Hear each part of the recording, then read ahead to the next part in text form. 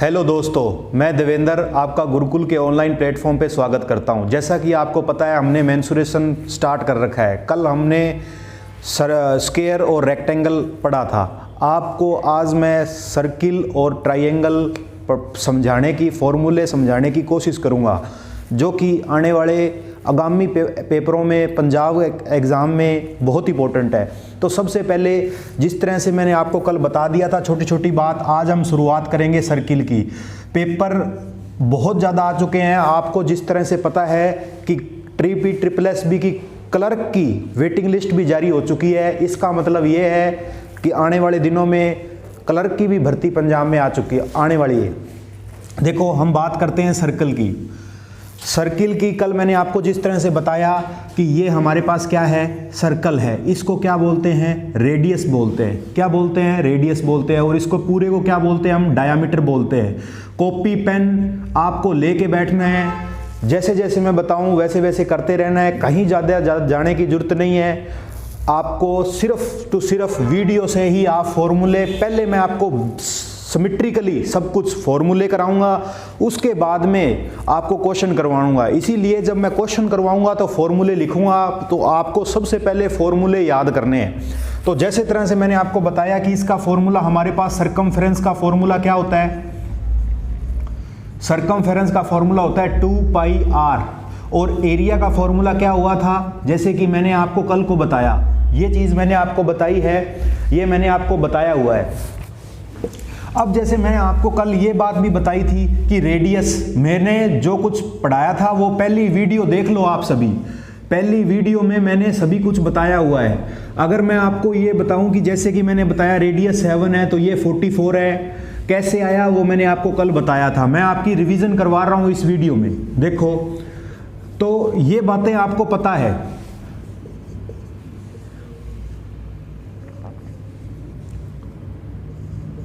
तो इस तरह से एक टेबल बनी थी, जो कि हमने वो टेबल करी थी। तो इधर देखो, अब मैं आपको क्या बताना या समझाना क्या चाहता हूं कि जैसे दो कॉन्सेंट्रिक सर्किल है, आपको ये बोल देगा वो कि बताइए इसकी तो सरकमफेरेंस 132 है और इसकी सरकमफेरेंस 44 है। तो बताइए इनकी रेडियस का डिफरेंस कितना है, इनकी रेडियस का डिफरेंस कितना है हमारे पास। तो इसकी रेडियस क्या है, देखो 21 है, और इसकी रेडियस क्या है हमारे पास, इसकी रेडियस हमारे पास 7 है। तो हमारा आंसर क्या आया,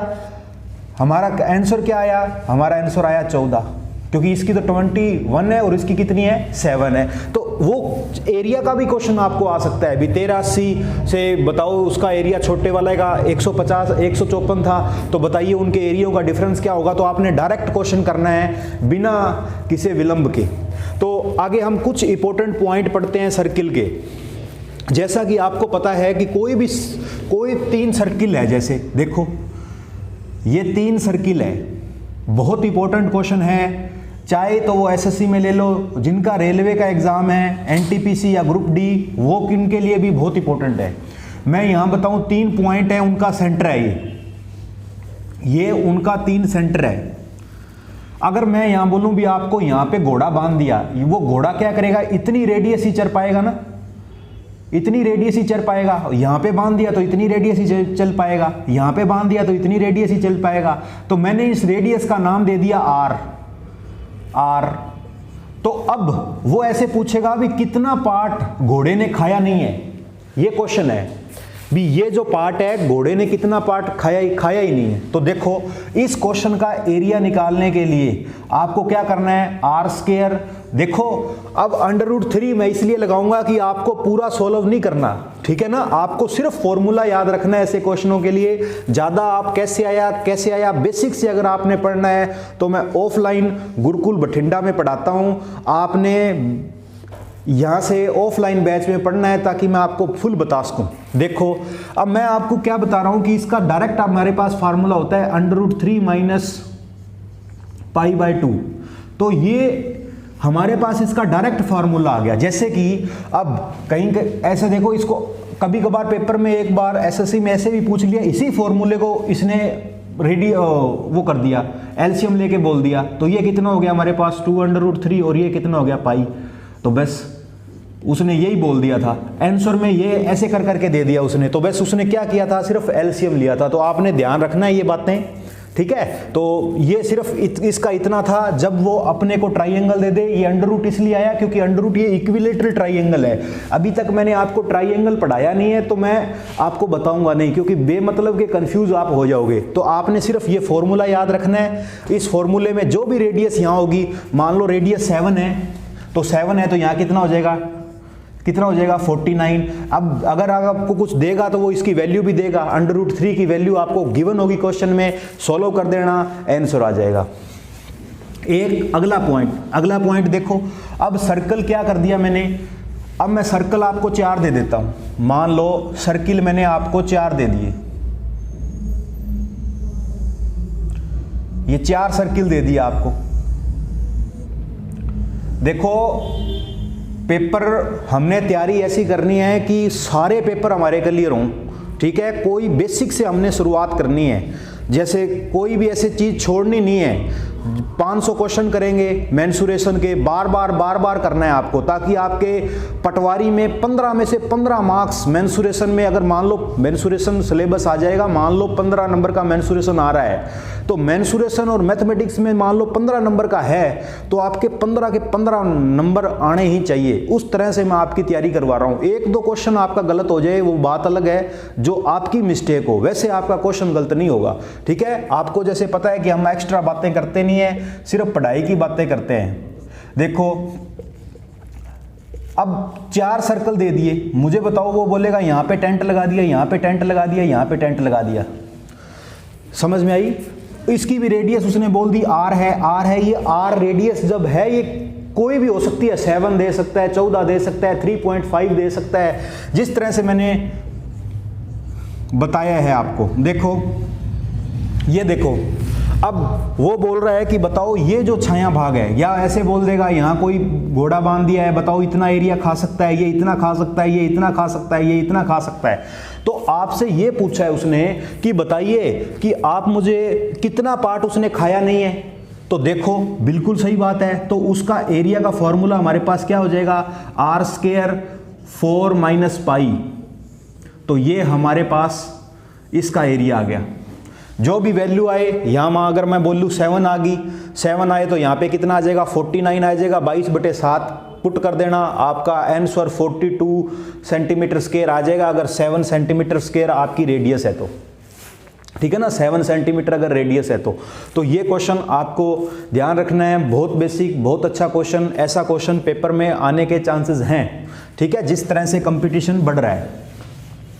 अब आगे देखो, अगर आपको वो मैंने बताया था कि दो ऐसे कोई सर्कल है, उनको क्या हो गया, कोई गेंद है, उनको क्या कर दिया हमने, इस तरह से बांध दिया, तो इनकी सरकमफ्रेंस का फॉर्मूला हमारे पास क्या हो जाएगा, 4r + 2πr। तो इसको बांध दिया तो ऊपर से बांधा ना ऐसे, तो इसका फॉर्मूला हमारे पास ये हो गया। सिर्फ डायरेक्ट यही क्वेश्चन में आ जाता है। 3 आए तो 6 आ जाएगा, 4 आए तो 8 आ जाएगा, ठीक है ना, जिस तरह से आपको पता है। अब देखो, अगर मैं आपको ये बताऊं कि 3 सर्कल है हमारे पास, 3 सर्कल है, ये ऐसे हमारे पास 3 सर्कल है, इनका ये सेंटर है, बीच में एक सर्कल और है, यहां बीच में एक सर्किल और है। अगर बताओ इस सर्कल की रेडियस क्या होगी, बताओ इस सर्कल की रेडियस क्या होगी इनर साइड में। जब वो आपको इनर साइड का कोई भी पूछे, इनर साइड का पूछे, तब आपने क्या है, इनर रेडियस का मतलब हमारे पास क्या हो गया, 2/√3। तो ये बात आपको देख लेनी है, समझ लेनी है, ठीक है ना। आगे देखिए,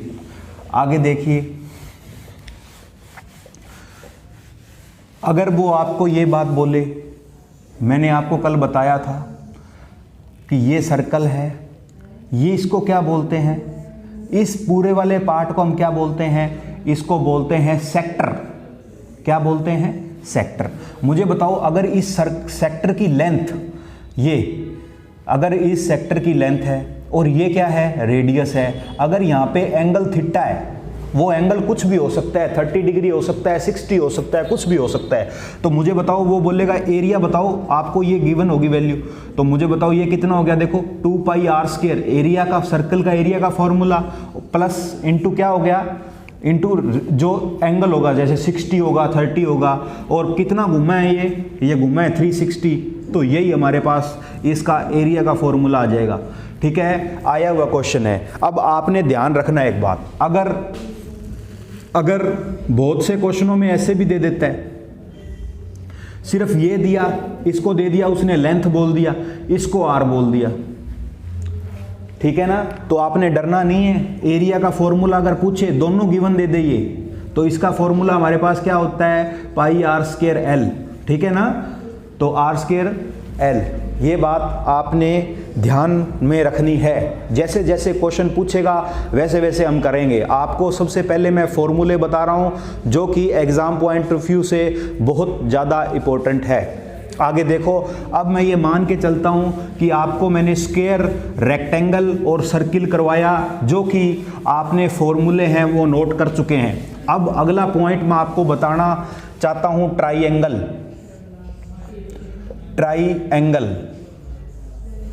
त्रिभुज, ठीक है जी। अब ट्राइएंगल कितने टाइप के होते हैं, ट्राइएंगल बेस होते हैं, एंगल बेस भी होते हैं, साइड बेस भी होते हैं। तो देखो, साइड पे जो बेस होंगे ट्राइएंगल, वो कौन कौन से होंगे, वो हमारे पास होंगे स्केलन ट्राइएंगल, देखो स्केलन ट्राइएंगल, फिर होंगे आइसोसेल्स ट्राइएंगल, और तीसरा ट्राइएंगल होगा इक्विलेटरल ट्राइएंगल, और चौथा ट्राइएंगल हमारे पास है राइट एंगल ट्राइएंगल। तो मुझे बताओ, सबसे पहले मैं आपको बता रहा हूं कि स्केलन ट्राइएंगल होता क्या है। वो ऐसा ट्राइएंगल जिसकी तीनों साइड बराबर ना हो, अलग अलग हो, तीनों साइड बराबर ना हो, उसको बोलते हैं हम स्केलन ट्राइएंगल। और एंगल बेस ट्राइएंगल कौन से होते हैं, एंगल बेस ट्राइएंगल वो होते हैं, वो ट्राइएंगल जो लेस देन, जैसे देखो ऑब्ट्यूज और एक्यूट कौन से होते हैं, जो कि 90 डिग्री से कम हो, ऑब्ट्यूज कौन से होते हैं, जो 90 डिग्री से ज़्यादा वाले हों। तो ये बात आपको पता है। और इक्वल टू कौन से होते हैं, जो राइट एंगल ट्राइएंगल होते हैं, जिसका एक एंगल 90 डिग्री पे बने, ठीक है ना। तो मुझे ये बताओ, आइसोसेल्स ट्राइएंगल कौन से होते हैं। आइसोसेल्स ट्राइएंगल ये होते हैं जिनकी आमने सामने वाली भुजा तो बराबर हो और ये साइड अलग हो, यानी कि ये हमारे पास क्या होगी, H होगी। इसका एरिया का फॉर्मूला पिछले साल 2016 में पटवारी में पूछा गया है कि बताइए इसका एरिया का फॉर्मूला क्या होता है। तो इसका एरिया का फॉर्मूला, जैसे कि मैंने आपको बता रहा हूं, ये होता है,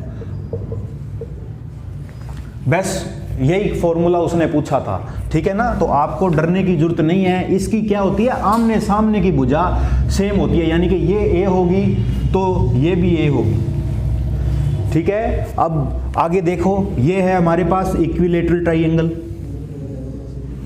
इक्विलेटरल ट्राइएंगल में ये है कि ये बताओ, इसको बोल दिया A, B और C, तीनों भुजाएं देखो 1, 2 और 3, तीनों क्या होंगे, इक्विलेटरल होगी, सेम होगी, ठीक है ना। तीनों इक्विलेटरल होगी तो इसका मतलब क्या हो गया, ये एंगल 60 डिग्री का है तो ये भी एंगल 60 डिग्री का है, ये भी एंगल 60 डिग्री का है।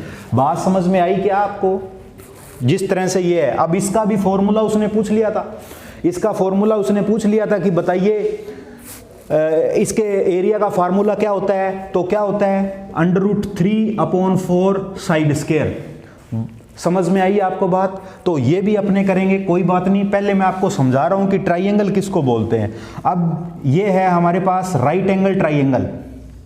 राइट एंगल ट्राइएंगल में ये क्या है, बेस है, ये क्या है हमारे पास, हाइपोटेन्यूज है, और ये क्या है हमारे पास, परपेंडिकुलर है। आप परपेंडिकुलर बोलना नहीं है, ये हमारे पास आप बोल सकते हो कि हाइट है, और इसको आप बोल सकते हो के, ठीक है ना। ये हाइट होगी, ये बेस होगी, और ये क्या हो गया, हाइपोटेन्यूज हो गया। तो आपको ये बातें मैंने आपको समझाई है। उम्मीद है कि आपको सर्किल्स ट्राइएंगल समझ में आया है। अब तक मैंने आपको क्या बताया है, स्क्वायर बताया है, रेक्टेंगल बताया है, सर्किल बताया है, और ट्राइएंगल की हम शुरुआत कर चुके हैं। तो मुझे एक बात बताइए, अब हम शुरुआत में आपको पहला टॉपिक करवा रहा हूं जिसका नाम है स्केलन ट्राइंगल। तो देखो, सबसे पहले आप देखो ये क्या है, इसमें देखो ये क्या है, मैंने आपको ये बताया कि ये ट्राइंगल अलग अलग है, ठीक है ना, इनकी साइड अलग अलग है। तो ये बोल दो, इसको ए बोल दो, इसको बी बोल दो, इसको सी बोल दो, और इसको बोल दो हमारे पास क्या, हाइट बोल दो। तो अगर आपको गिवन हो, इसका बेस गिवन हो, इसका बेस गिवन हो और हाइट गिवन हो, वो बोलेगा in a scalene triangle base is this and height is this, what is the find the area. तो हम क्या करेंगे, 1/2 बेस इंटू हाइट। अगर वो अपने को ये दोनों चीजें दे दे तो हमने ये करना है, समझ में आई। अगर वो आपको तीनों साइड दे दे, मान लो इसके सामने वाली बी है, ये सी है और ये ए है, तीनों साइड दे दे आपको, मान लो तीनों साइड, ये 10 दे दे, ये 11 दे दे, ये 12 दे दे, तो इसका एरिया कैसे फाइंड करोगे आप। तो देखो हमारे पास हीरोज फॉर्मूला लगता है ना, हीरोज फॉर्मूला क्या होता था, देखो एस ए, फिर क्या हो गया S A minus A, S A minus B और एस ए माइनस सी। तो ये हमारे पास हीरोज फॉर्मूला था। ऐसे क्या है, ऐसे है ए प्लस बी प्लस सी अपॉन 2, यानी कि जो भुजाएं आएंगी, जो साइड आएगी, उनका क्या होगा, हाफ होगा, उनका एडिशन का हाफ होगा हमारे पास। समझ में आ रही है आपको बात, ठीक है जी। मुझे उम्मीद है कि आपको समझ में आ रहा है धीरे धीरे। देखो अगर मैं साइड में हट जाता हूं, आप इसको उतार सकते हो,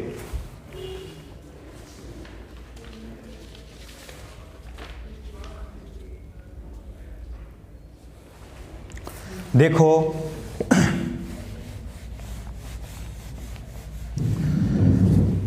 अब अगर मैं आपसे पूछूं भी, कोई भी, अभी तक हम स्केलर ट्राइंगल ही पढ़ रहे हैं, स्केलर ट्राइंगल ही पढ़ रहे हैं, स्केलन, ठीक है ना। अगर इसके मीडियन, देखो यहां से इसको मीडियन डाल दिया मैंने, यहां से इसको मीडियन डाल दिया, मीडियन मतलब अंदर से, यहां से यहां से यहां से यहां से। अगर मैं ये M1 दे दूं, ये M2 दे दूं और ये M3 दे दूं,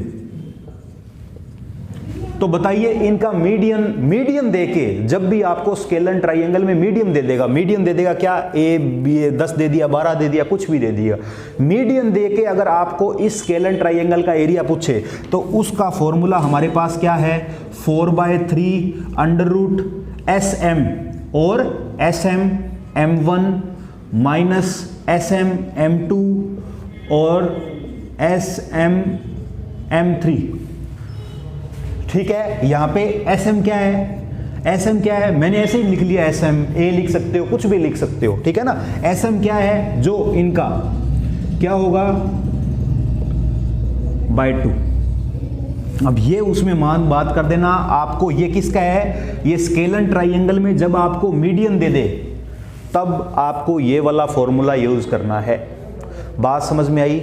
अगर आपको कोई भी स्केलन ट्राइंगल में, कोई भी स्केलन ट्राइंगल के इनर साइड में अगर आपको कोई भी सर्कल दे दे और बोले कि बताइए इसका आप फाइंड करिए, रेडियस फाइंड करिए इसकी, तो इसकी रेडियस कैसे फाइंड करोगे, इसका एरिया अपॉन ये कितना हो गया आपका साइड। तो ये बात आपने ध्यान रखना है। अगर आपको कोई भी ट्राइंगल के बाहर कोई भी सर्कल आ जाए, तो बाहर कोई भी सर्कल आए और उसकी रेडियस पूछे, तो आपको क्या करना है, ए बी सी और उसका एरिया, यानी कि ये तीनों साइड देगा, वो ये भी देगा, ये भी देगा और ये भी देगा।